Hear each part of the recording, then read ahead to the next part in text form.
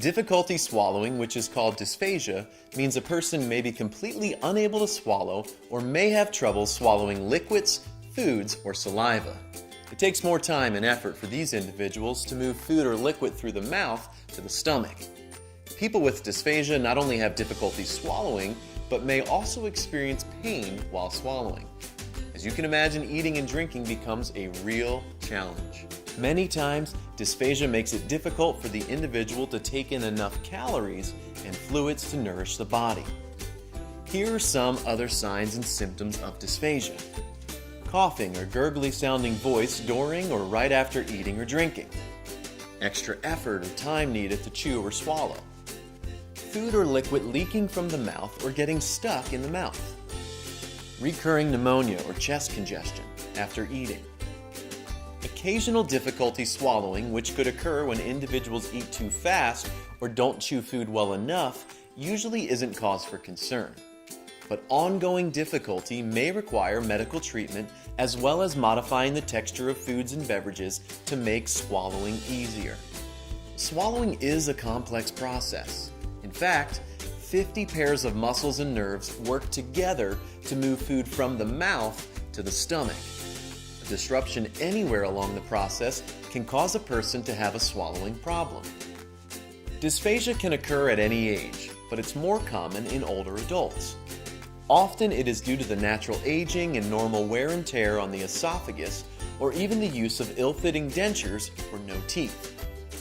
Dysphagia is also more common in individuals with certain health conditions, or in those who have had a stroke or brain or spinal cord injury. It's very important to modify the texture of the diet when an individual is diagnosed with dysphagia. Ignoring the condition can lead to malnutrition, weight loss, or dehydration. If food or liquid is not the proper consistency, it can enter the airway when a person swallows, leading to problems such as pneumonia or upper respiratory infections. Sometimes a dry mouth is also present with dysphagia and makes it even harder to swallow.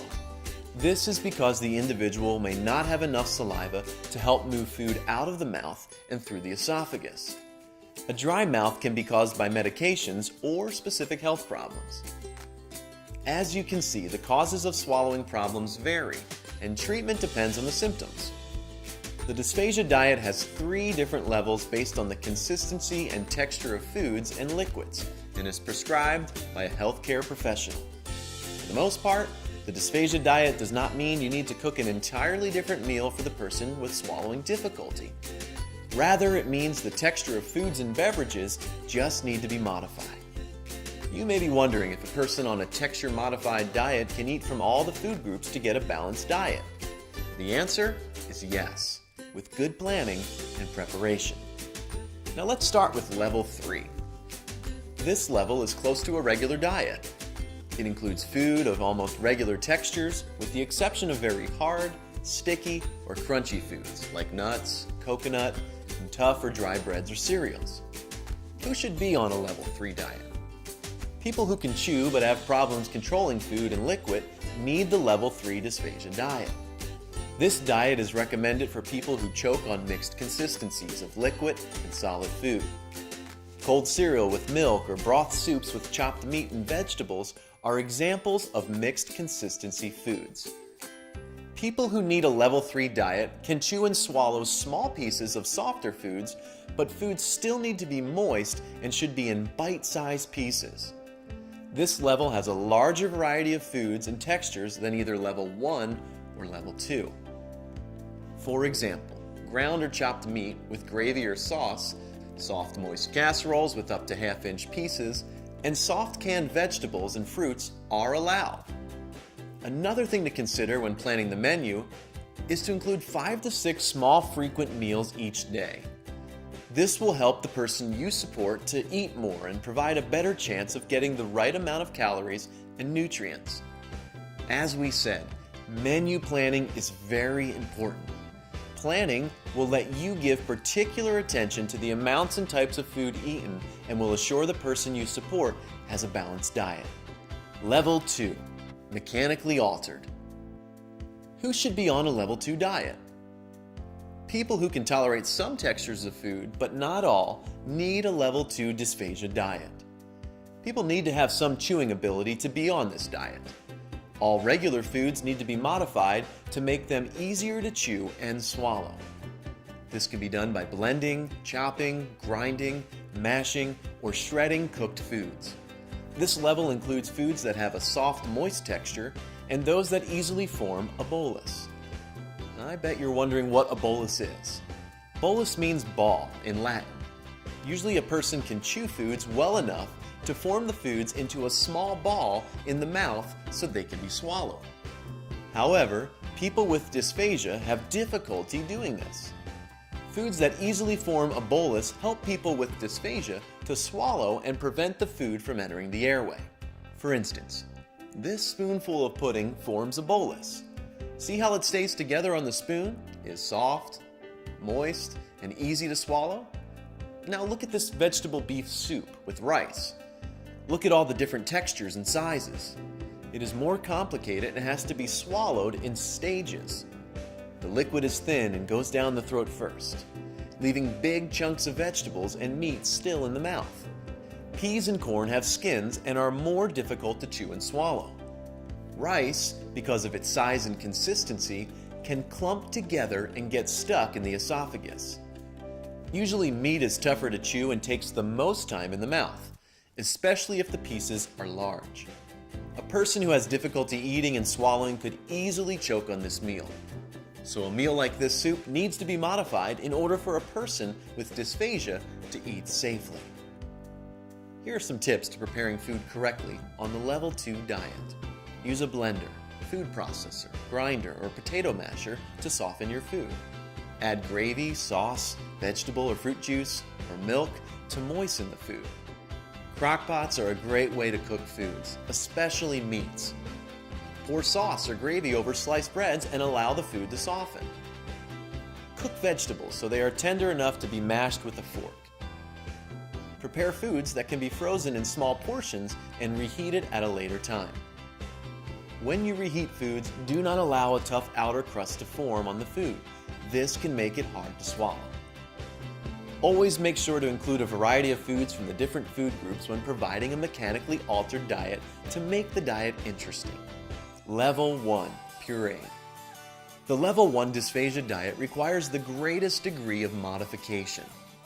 Individuals on this diet have been diagnosed with a severe chewing or swallowing problem and are at a high risk for food or beverages going into their airway.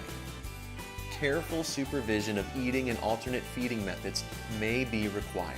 All foods must be pureed and be the consistency of pudding or mashed potatoes. No coarse textures, raw fruits or vegetables or nuts are allowed. You can usually prepare the same menu for everyone at the table with some texture modifications. However, some foods are hard to modify. Foods that can't be mashed or pureed, like coleslaw and tossed lettuce salads, should be avoided. The result is unappetizing and could be dangerous to eat. Instead, substitute the hard-to-modify food with another easy-to-modify choice from the same food group. For instance, instead of coleslaw, cooked green beans or cooked carrots are easy to mash or puree and still taste good.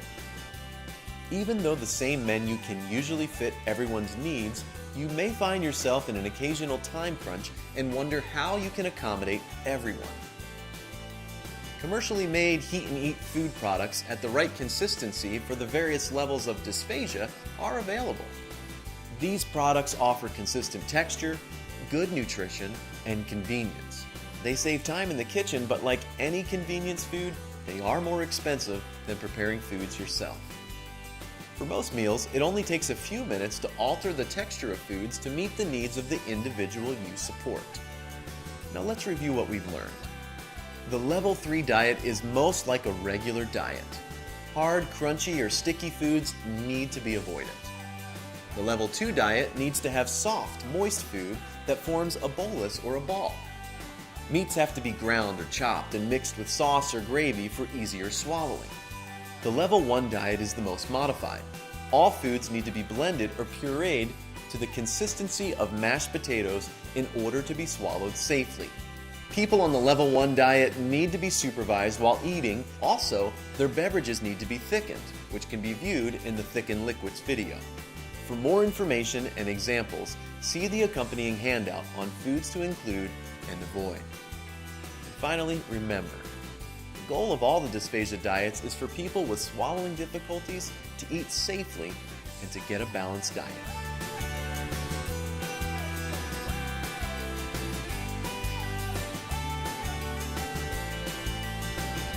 You may be wondering if a person on a texture-modified diet can eat from all the food groups.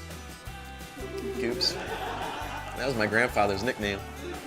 It's for you, Goops. Means a person may be completely unable to swallow or more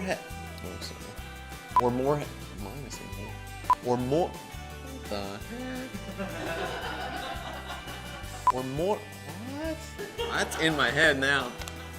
Every time I see may, I say more. Or more. I can't do it. I can't do it. It says may. I keep saying more.